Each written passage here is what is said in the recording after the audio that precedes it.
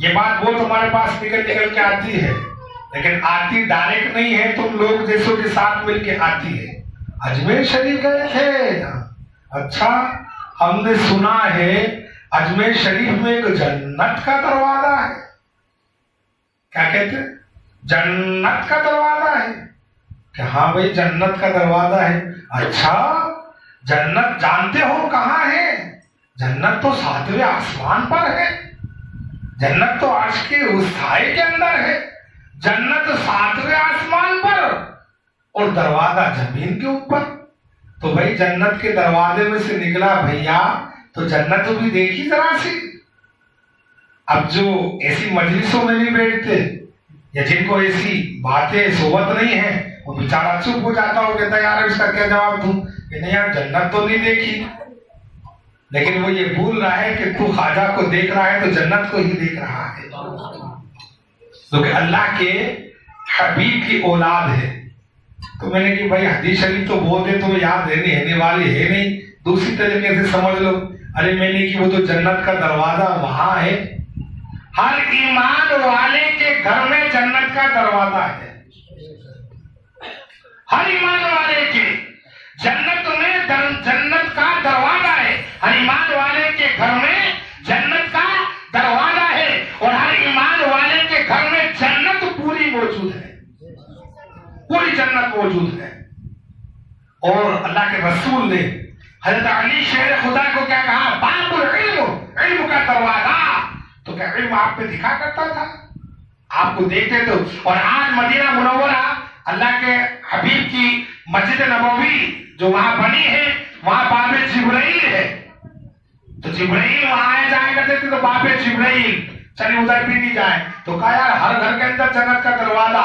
میں نے کہا ہم نہیں کہہ رہے، اللہ کے رسول کے حدیث شریف ہے، اے میرے کلمہ پڑھنے والوں سن لو، اگر جنت میں جانا چاہتے ہو تو تمہارا باپ جنت کا دروازہ ہے، تمہارا باپ جنت کا دروازہ ہے، اور جنت تمہارے ماں کے تلووں میں ہے، جنت تمہاری ماں کے قدموں میں ہے۔ ارے کون سا ایمان والے کے گھر میں جنت کا دروازہ یا جنت نہیں ہے؟ اب کوئی کہے کہ یار جنت تو دکھی میری ماں کے قدم دکھ رہے ہیں، پتہ یہ چلتا ہے جنت کا دروازہ یعنی باپ کو خوش کرو گے خدا جنت میں داخل کر دے گا، اور ماں کے قدموں کو جب تم دابو گے، ماں کے پاؤں کو دابو گے، اور ماں جب دعا دے گی تو جنت خدا عطا فرما دے گا۔ تو کس گھر کے اندر جنت کا دروازہ نہیں ہے؟ کس گھر کے اندر جنت پوری نہیں ہے؟ ارے ولی کے جب مزار کی زیارت کرنے جاتے ہیں تو جس دروازے سے نکلتے ہیں وہی دروازہ جنت کا ہے، وہی دروازہ جنت کا ہے۔ لیکن آج جبکہ اللہ کے حبیب نے صاف صاف اس بات کا حکم فرمایا، صاف صاف ان الفاظوں کو حکم فرمایا، اے میرے کلمہ پڑھنے والوں، جس نے میرے سے محبت کی، جس نے میری آل سے محبت کی، جس نے میری اولاد سے محبت کی، جس نے میرے سے کلمہ پڑھنے والے سے، میرے پہ کلمہ، جس نے میرا کلمہ پڑھا اس سے محبت کی، اس نے گویا مجھ سے محبت کی، اور جس نے مجھ سے محبت کی اس نے خدا سے محبت کی۔ اور سن لو، جس نے میری اولاد سے دشمنی کی، جس نے میرے کلمے پڑھنے والے سے خود رکھا، جس نے میری اولاد سے کینہ رکھا، جس نے میری اولاد کے دل کے اندر اپنے جو ہے خود بنا کر رکھا، اس نے میرے سے دشمنی کی، اس نے میرے سے خود کیا، اس نے میرے سے جنگ کی۔ اور خدا کہتا ہے اے محبوب، جس نے آپ سے دشمنی کی، جس نے آپ سے خود کی، جس نے آپ سے کینہ رکھا، اس نے اللہ سے خود کی، اللہ سے کینہ رکھا۔ اب خواجہ معین الدین چشتی رحمۃ اللہ علیہ کون ہے؟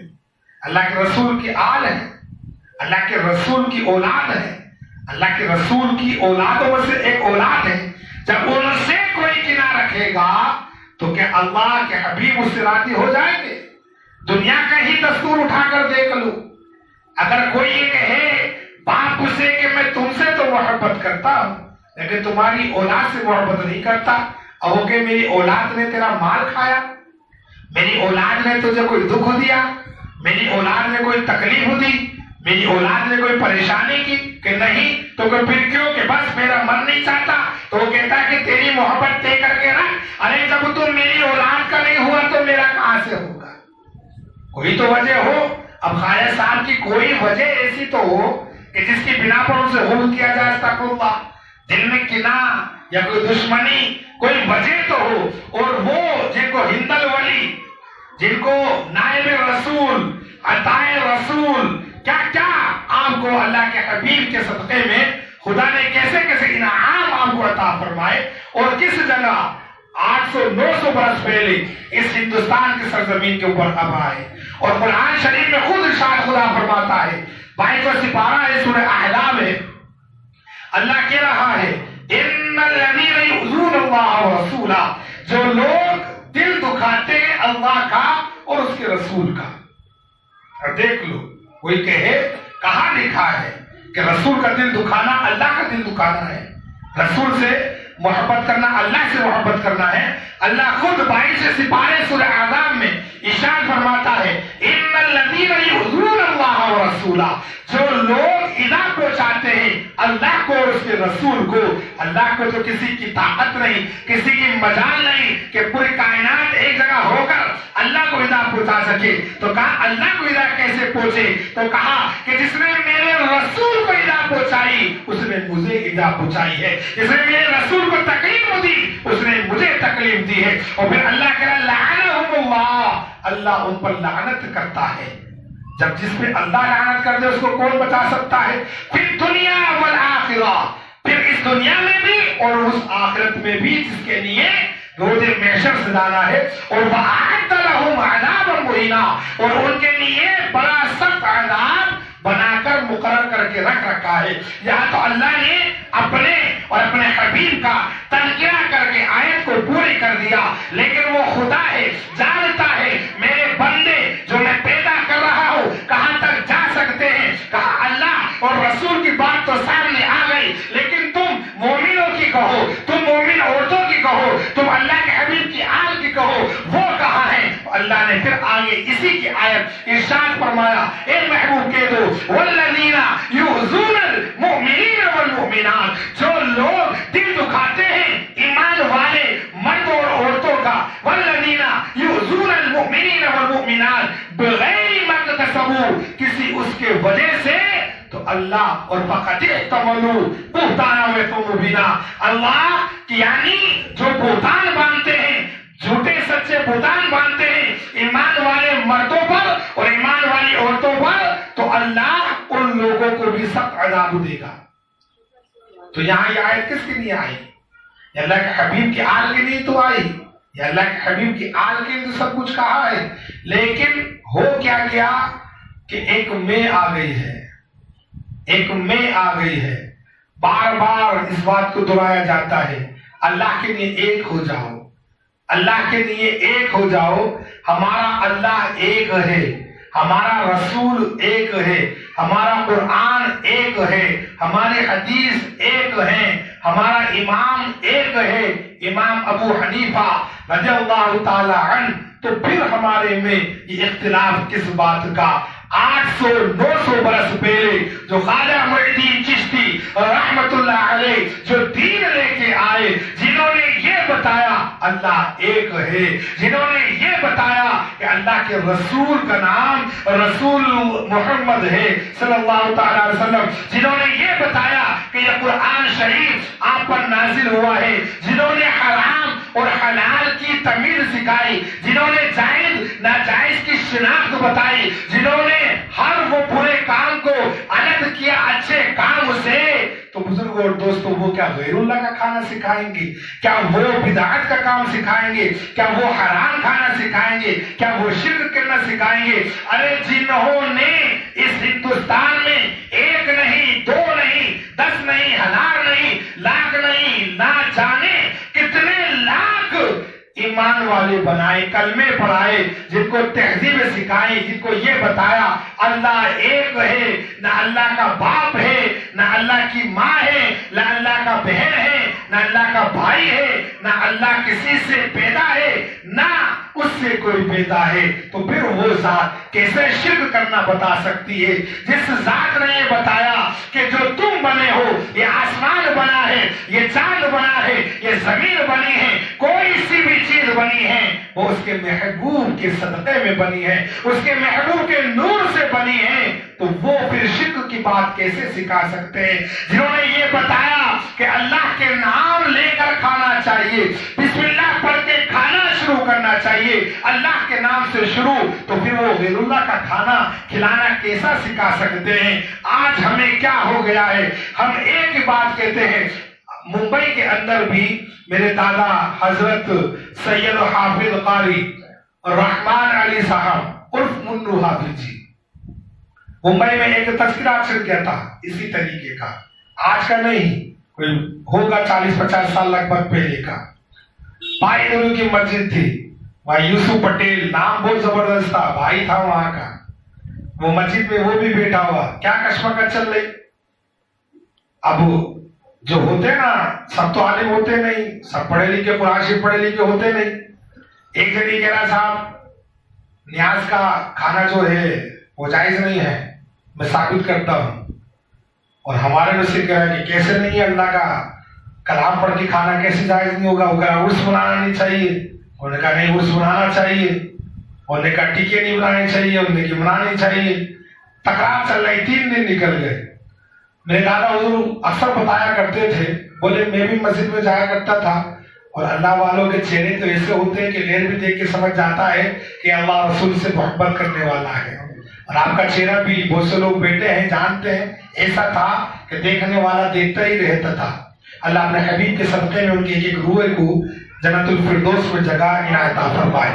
تو آپ کیا کہتے ہیں کہ وہ بیٹھے ہوئے تھے، تو جب تکرار زیادہ بڑھی تو یوسف پٹیل کہتا ہے حافظ صاحب آپ بھی کچھ بولیے، 3 دن ہو گئے ہیں، بڑا اختلاف ان لوگوں نے پیدا کر دیا ہے، سمجھ کے باہر بات ہے، یہ کیا کہتے ہیں، کیا کریں کیا نہیں۔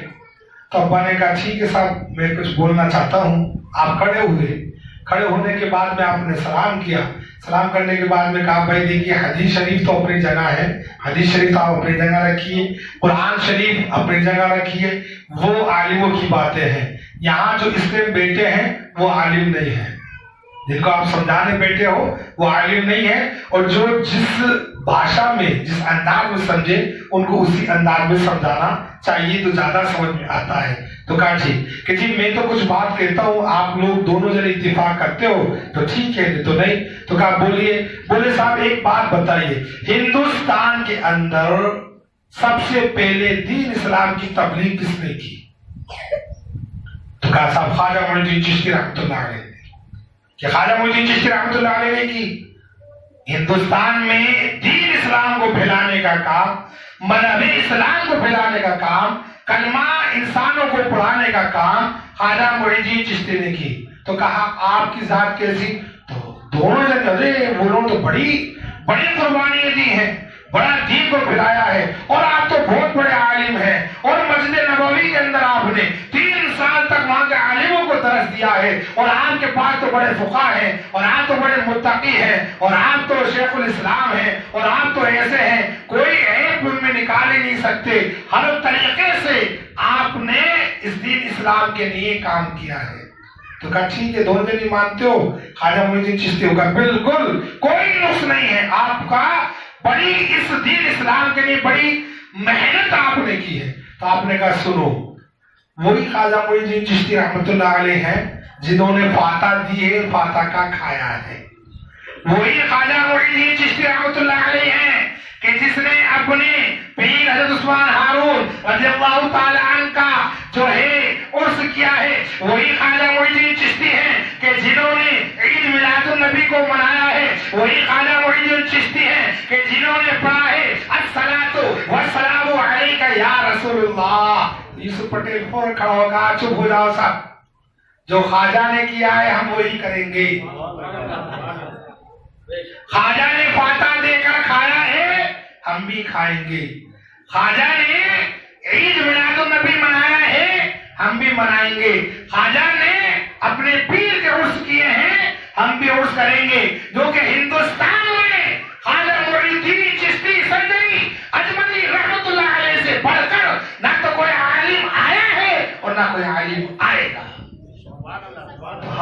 वही याद रखते हैं। वही महीना चल रहा है, हमें कहीं भटकना नहीं है। 900 बरस पहले जो मेरे ख्वाजा ने किया है वो हम करेंगे। 900 बरस पहले ख्वाजा ने नमाज पढ़ी है, हम भी नमाज पढ़ेंगे। 900 बरस पहले ख्वाजा ने कुरान शरीफ पढ़ा है, हम भी पढ़ेंगे।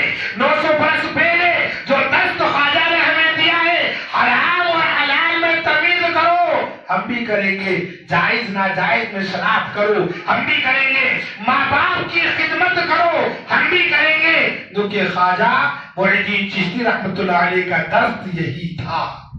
आज हम भूल गए हैं, आज हमारे दिमागों में से ये बात निकल चुकी है, आज इस उलझन में हो चुके हैं। अरे जिन्होंने हमें, अरे हर जज़ा और एहसान, एहसान का बदला एहसान है। खुदा कह रहा है तू किसी पे एहसान करता है तो वो मेरे पे करता है। अरे ख्वाजा ने बड़े बड़े उन लोगों को कलमा पढ़ाया कि जो अल्लाह नाम नहीं जानते थे, जो खुदा नहीं जानते थे, वो ये नहीं जानते थे कौन क्या चीज है। आज उनसे अगर कोई गुज रखे तो क्या वो ईमान वाला हो सकता है? उनसे गुज रखने वाला ईमान वाला हो सकता है? अल्लाह के रसूल का हदीस शरीफ है, एक ईमान वाला अगर दूसरे ईमान वाले से किना रखता है तो उसके अंदर ईमान बाकी नहीं है। तो ख्वाजा मुइनुद्दीन चिश्ती रहमतुल्लाह तो औलाद है आपसे, और कोई वजह, फिर कहता कोई वजह तो हो, आपसे मोहब्बत नहीं करने की कोई वजह तो हो। वहां जाकर क्या शिर्क होता है, वहां जाकर क्या बिदअत होता है, कोई बात समझ में तो आए। वह शिर्क माने क्या है? दूसरा खुदा मानना। क्या वहां पर अस्तगफिरुल्लाह कहते हैं कि ख्वाजा अजमेर का खुदा तू है? नहीं, कहते हैं नाइब रसूल है, अल्लाह के रसूल की आल है, हम आपके वसीले से अल्लाह से मांगते हैं।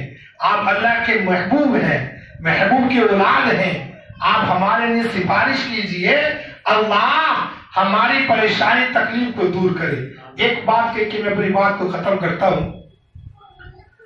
आज ये बड़ा शिर्क बिदअत बहुत चल रहा है ना, इसलिए कर रहा हूं।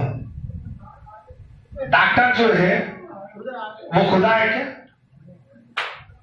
बुखार चढ़ता है तो कहाँ भागता है? सब जगह। पेट में अगर तेज दर्द हुआ तो कहाँ भाग रहा है? डॉक्टर के पास। तो डॉक्टर खुदा है? अस्तगफिरुल्लाह, डॉक्टर खुदा तो नहीं है। तो जाना तो मस्जिद में चाहिए, और मस्जिद में क्यों जाए? खुदा तो तेरे में भी मौजूद है, जहां खड़ा मस्जिद हुआ मांग ले। डॉक्टर खुदा नहीं है, लेकिन डॉक्टर के पास भाग रहा है, और नहीं वो डॉक्टर है। उसके बाद में क्या लेने जा रहे हैं? दवा। तो अस्तगफिरुल्लाह, दवा भी खुदा नहीं है। दवा भी जब तक काम करती है जब तक खुदा की मर्जी होती है, और नहीं तो वो भी हो जाती है। तो पता ये चला कि हमें अगर कोई तकलीफ है तो वो तकलीफ दूर करने के लिए हमें डॉक्टर के पास जाते हैं। तो ये सोच के नहीं जाते कि ये डॉक्टर खुदा है, अस्तगफिरुल्लाह, बल्कि ये सोच के जाते हैं इसने मेहनत की है, खुदा ने अपना फजल किया है, इसको वो चीज पता है कि जिससे दर्द दूर हो सकता है, जिससे के बुखार उतर सकता है, ना कि ये खुदा है। वो खुदा नहीं है। और वो दवा भी जब तक की काम करती है जब तक के अल्लाह की मर्जी उस दवा को होती है, अल्लाह का हुक्म उस दवा को होता है। तो इसी तरीके से बुजुर्गों दोस्तों, डॉक्टर के पास जिस्म का इलाज है और वलियों के पास जिस्म का और रूह का दोनों का इलाज है। जहां डॉक्टरों का इलाज खत्म हो जाता है वहां वलियों की मदद से इलाज शुरू होता है। वहां जिस्मानी भी इलाज होता है, वहां रूहानी भी इलाज होता है। आप जिस तरह जभी तो का निगाह वली में वो तासीर देखी, निगाह वली में वो तासीर देखी, अरे बदलती हुई हजारों की तकदीर देखी। वलियों का मकाम बहुत बड़ा है। वली अरबी में कहते हैं, दोस्त उर्दू में होता है। इसलिए बुजुर्ग और दोस्तों, हमें छठी शरीफ मनानी चाहिए। अब कोई उसको भी गलत ले जाता है तो ले जाए भैया, जरिया है, अपनी अपनी निगाह है, अपनी अपनी वो है, जैसा चाहे वैसे फोकस कर ले। यार छठी किसे कहते हैं? 6 तारीख को छठी कहते हैं, और हम तो साफ ये कहते हैं भैया, हमें छठी वाले ने 11वीं वाले को बताया। छठी वाले ख्वाजा है और 11वीं वाले छठी वाले ने 11वीं वाले को बताया और 11वीं वाले ने 12वीं वाले को बताया कि ये 12वीं का चांद है, और 12वीं वाले ने हमें ये बताया कि तुम्हारा मेरा अल्लाह एक है और मैं उसका रसूल हूँ। तो हम तो छठी वाले को भी मानेंगे और 11वीं वाले को मानेंगे और 12वीं वाले को मानेंगे, और जिन्होंने इन तीनों को माना खुदा उनसे मोहब्बत करेगा। अल्लाह से यही दुआ करते कि अल्लाह के सुनने से ज्यादा तो हम सभी को बातों पर मरते दम तक अमल की तौफीक व हिदायत नसीब अता फरमा, और दुराने गुफ्तगू कहने सुनने में जो भी गलती हो गई है मौला तेरे हबीब के सदक़े में मुआफ़ फरमा। वमा अलैना इल्ला अल मुबीन। अस्तगफिरुल्लाह रब्बी मिन कुल्लि ज़ंबिन व अतूबु इलैहि। ला इलाहा इल्लल्लाह मुहम्मदुर रसूलुल्लाह सल्लल्लाहु अलैहि वसल्लम। एक ऐलान भी समाप्त फरमा ले। अभी आदम शाह जाना है इस वजह